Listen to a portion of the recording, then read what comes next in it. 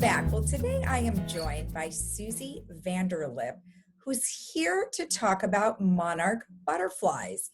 Well, Susie, thank you for joining our program. How are you today? Excellent. Thank you. And thanks for having me. Such an interesting subject matter. I mean, we see butterflies a lot, but I feel like it is dwindling a bit, and you've got something to say about that.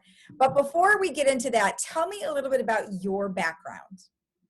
Well, I was not raised I didn't go to college for entomology or get into butterflies other than through the love of them. I fell in love with them in April of 2010.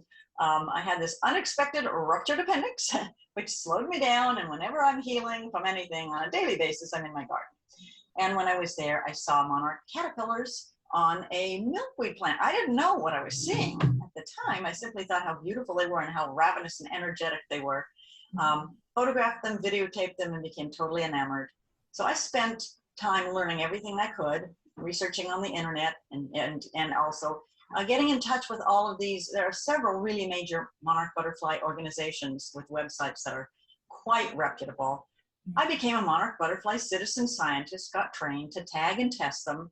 And a lot of that came from the experiences I had in the garden, because raising monarch butterflies is a variable experience. Every year is different. And you run into situations where you might have parasites, or you might have predators, or you might have a perfect season. It's very interesting because it's so variable. And I wanted to help. So then I was asked to become the Monarch Butterfly Conservation Specialist for this wonderful organization, Monarch Watch, monarchwatch.org. And if you want to look them up, been around 50 years. And then there was a new organization started a year ago called Western Monarch Advocates, and I was asked to be one of their representatives to help Western people in the West, ourselves, right here in Southern California, help save monarch butterflies, because a lot has happened to their population over the last 20, even the last 5, even the last year, that we're very concerned about. So do you think that what exactly is the issue going on with them? Would it be pesticide? Is it just we're not having as many gardens? What would be the problem? Good question. And we kind of say it's death by 1,000 cuts. It's a lot of things. Just to give our viewers an impression of what's happened, 20 years ago, there were 2 to 4 million monarch butterflies that would fly up to Pismo Beach and Santa Barbara and Santa Cruz in the winter and sleep. They hibernate through the winter, at least they used to. So think 2 to 4 million 20 years ago. Then 5 years ago, there were only 150,000. Now that's a drop of 98%. 2 years ago, there were 30,000. This year, we had less than 2,000. Now that crash is very, very concerning. But also what changed is the monarchs, rather than migrate and sleep through the winter, we've gotten warmer. Well, so one of the elements is global warming. Because we've gotten warmer, a lot of them did not go and migrate. They stayed. And in all of Southern California, we have a certain number of monarchs that are breeding through the winter, which they never used to do before. And they never could before the last 10 years, because native milkweed, that's the host plant. It's the only plant monarch caterpillars or larvae eat. It's the only plant, so they have to have it. There was only native milkweed, and it died down to the ground by early November. So if you have nothing for your babies to eat, you go and you sleep. Well, then we introduced something called tropical milkweed from South America and Central America, and it doesn't die down. And it leaves out all winter long. So monarchs have something to lay their eggs on, something for their caterpillars to eat, and they have stayed and bred. And you might think, well, hey, what's the problem with that? The problem is that there's a parasite. I mean, monarch butterflies are the most complex insect on the planet, just in their life cycle, but also all of the elements that affect them. Tropical milkweed, well, there is a parasite called OE. It's microscopic, doesn't hurt people, but it's on the leaves. And if the caterpillar eats it, and then when it's born as a monarch, it's got it on its belly, and it flies around and it spreads it to other milkweeds. So other caterpillars eat it. Well, it was always around. It wasn't a problem. Native milkweed would die down or go away every year. The tropical doesn't die down. Mm. So it accumulates, and by the second or third year, it begins to kill caterpillars and kill chrysalises and kill monarchs. And so there's an extremely important message to anybody raising monarchs or planting for monarch butterflies in the garden. If you buy tropical milkweed, which is the only milkweed you will find at the big retail stores like Home Depot, Lowe's, Armstrong's, you have to be religious. You have to be responsible and prune that plant by mid-October, which means cut it back to 8 to 10 inches, strip off all the leaves so you kill OE, so you won't kill monarchs the next year.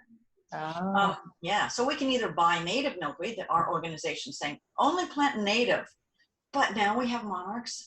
So global warming, our monarchs are, even if they do migrate, they're waking up earlier by at least 3 to 4 weeks before native milkweed is out of the ground. So if we have a whole population of monarchs wake up, breed, ready to lay eggs, and there's no milkweed, guess what? The entire population dies.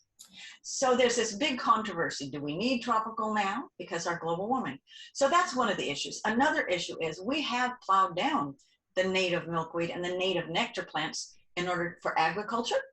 And landscapers thought, well, those aren't the plants we want. We want to, use the plants you buy, and our landscaping didn't include it, and now it has to. We need to give monarchs all the help they can get. Right. So it's a habitat loss, and yes, you mentioned it, pesticides. Sadly, we have really overused pesticides. Now, agriculture uses a lot. Unfortunately, it floats, so it does affect the milkweed that's found just out and about in open spaces. When they test it, they usually have 9, 10 different pesticides or more in them. We don't know what's a level of toxicity. We don't know what's going to kill those caterpillars. In our own gardens, I have learned to garden completely with no pesticide, no fungicide, no herbicide.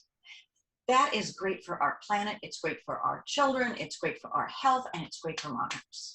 So let me ask you regarding, I know there's many preserves around here in Orange County that I'm assuming they've made the adjustments necessary for the monarchs. Is that correct?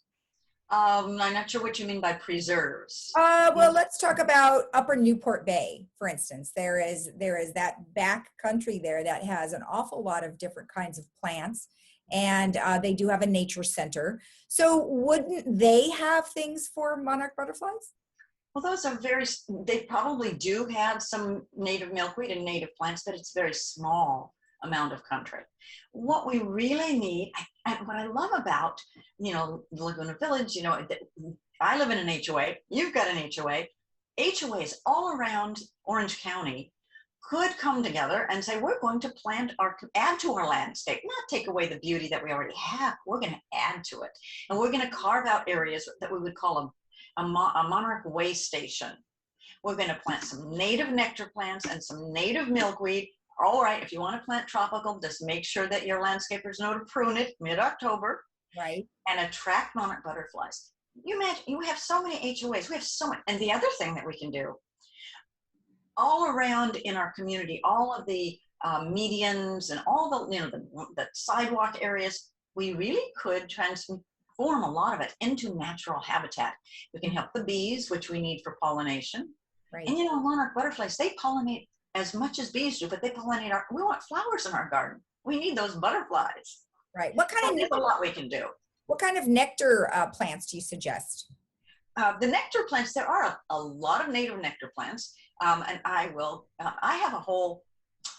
I have a blog where you can look up nectar plants, and it'll tell you all the different nectar plants. It is called www.tinyurl.com/allaboutmonarchs. Oh, good. Okay. Now, native nectar plants for butterflies, all kinds of butterflies and bees, would include lantana. They love lantana, and we love that as a landscaping plant. So that's a nice combination. They love echinacea or coneflower. They love yarrow. They love coreopsis. Plants that have these little flowers they can stick their little feeding tube into. Right. And there are plenty more. That's great. I mean, that's a lot of information about monarchs, and I'm so sad to hear that they're dwindling down in terms of numbers. But hopefully, we, like you said, can get together and start making some more areas for them to populate. So that is great information. I appreciate you taking the time, Susie. Thank you so much. You are so welcome. Thanks for having me. Oh, you're welcome. That was great information. And stay tuned. We'll be right back after this.